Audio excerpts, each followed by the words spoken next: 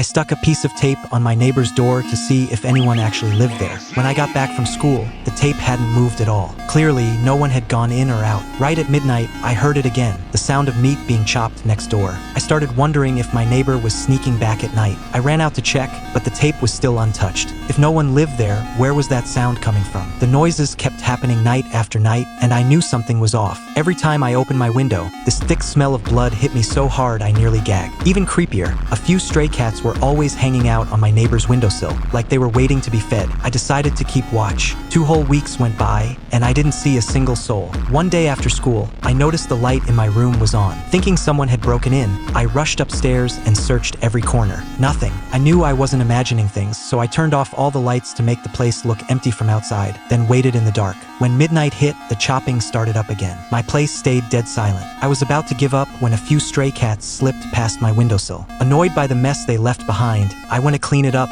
and then it hit me. I collected some samples in a bag and had a friend run tests on them. The results were a letdown. Nothing unusual in the cat droppings, but I still couldn't shake the feeling that something was wrong. Days without sleep pushed me to the breaking point. I begged my landlord to move me to a different room. She didn't buy my story, said I was probably just stressed and needed a few days of rest. I still felt uneasy, so she offered to stay the night with me to see what was going on. As she was getting ready for bed, she accidentally bumped into the wall. We both froze. The wallpaper was covered in dried, bloody handprints. A chill shot down my spine as I stared at that blood-soaked wall. I'd been living there all this time and never noticed. The landlord told me that years ago, a mother and her son used to live here. After the boy died, the mother lost her mind. I immediately looked it up online and found an old news article that matched her story exactly. Terrified but determined, I decided to try one more time. I taped up the neighbor's door again, opened the exhaust vent that connected our 2 apartments, strapped my phone to a clothes hanger, and carefully slid it through. I played back the footage. The kitchen next door was completely empty, but the chopping sound was still going. I pushed my phone back through the vent. This time, I tapped a coin against the glass to make some noise. A few minutes later, I pulled it back out. What I saw on that screen made my blood run cold.